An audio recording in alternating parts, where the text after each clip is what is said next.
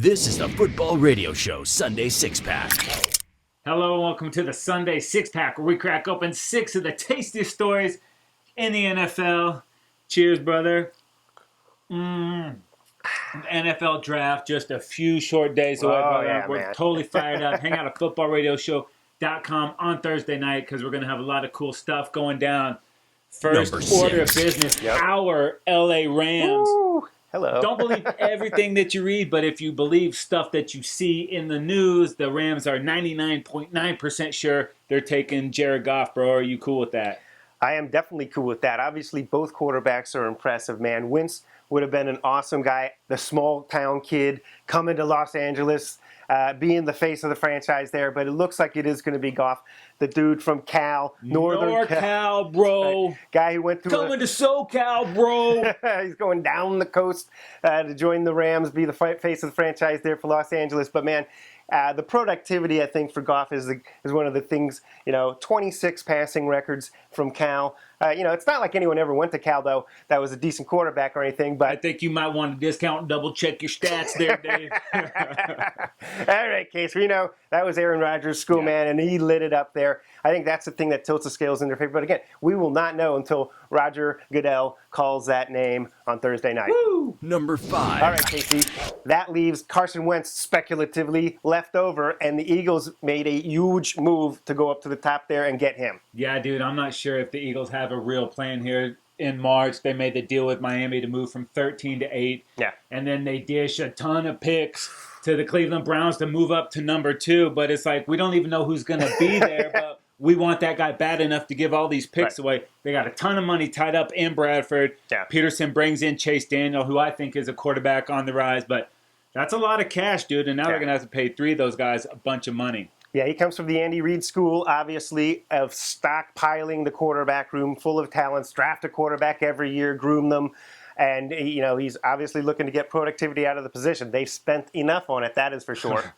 And we mentioned, dude, the Eagles trade with the Browns, move up there. The Brownies move back. Mm-hmm. Going to get a bunch of picks there, dude, and that's a different philosophy than they've had lately. And the last couple of picks up there, getting quarterback, haven't really worked out. That's right. Whedon, Manziel, I think. And by the way, Manziel is the guy that's on the weed, not Whedon.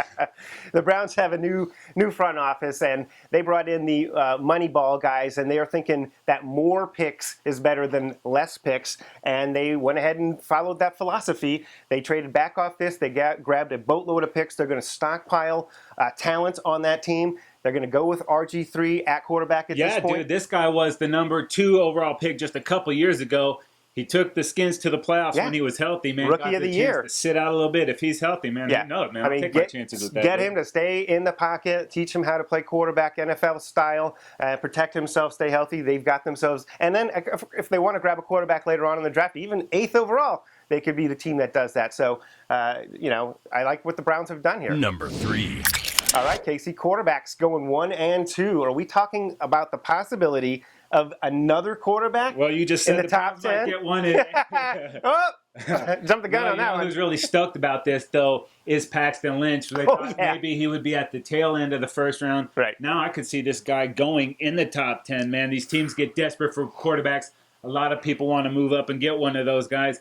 And by Thursday night, dude, for the draft, we might see 4 quarterbacks go in the first round. Unbelievable. Wow. I mean, I don't even know who that other quarterback is right now. I haven't gone that far on the boards.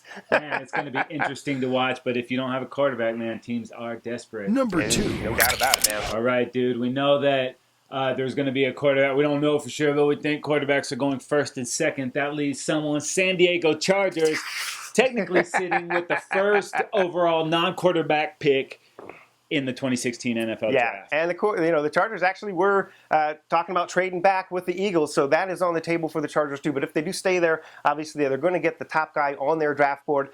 They had a disaster at offensive line, so Tunsil makes sense there. The defense could use help at basically all 3 levels. So any of those premier defensive players makes a lot of sense for the Chargers right there. I just love that. I mean, it just kind of fell into their laps here with quarterbacks going 1 and 2, man, and that leaves the Cowboys on the clock.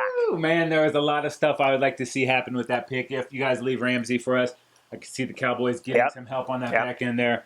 And it's Big hard time. not to love Elliott, dude. I know that they say you can get a running back anywhere, but if this cat is Adrian Peterson or Marshall Faulk, fit him in there with Romo and Dez, it would be sweet. But the Cowboys need so much help on the defensive side of the ball, too. But you know Papa Jared, dude, he wants to wheel and deal. He loves to make a big splash on draft night. We can see the Cowboys move out. Dude, I mean, this thing is totally up in the air right now. Craziness, This dude. excitement around this draft is unbelievable.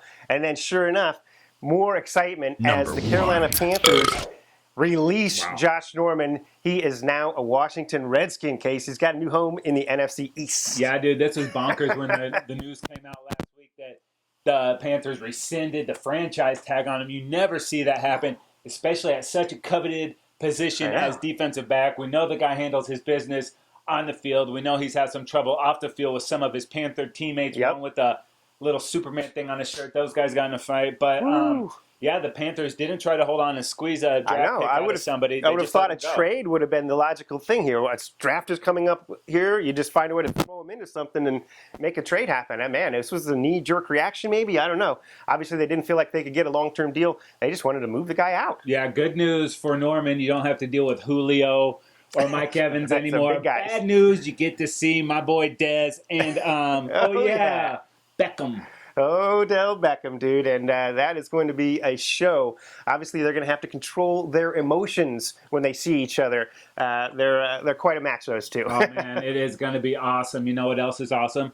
Football Radio Show YouTube channel. Go ahead and subscribe right now and get the hottest, freshest content right when it comes out. It's just that easy. Yeah, follow us on Twitter and like us on Facebook while you're at it. Go ahead and subscribe to us on iTunes. We're also available on Stitcher Radio. Are those podcasts free? No, they're not. Oh, yes, they are. Oh, yeah. Free, people. Go get it. He's Dave. I'm Casey. We're at Football Radio Show. We're out of here. Nice gray shirt, bro. Oh, thanks.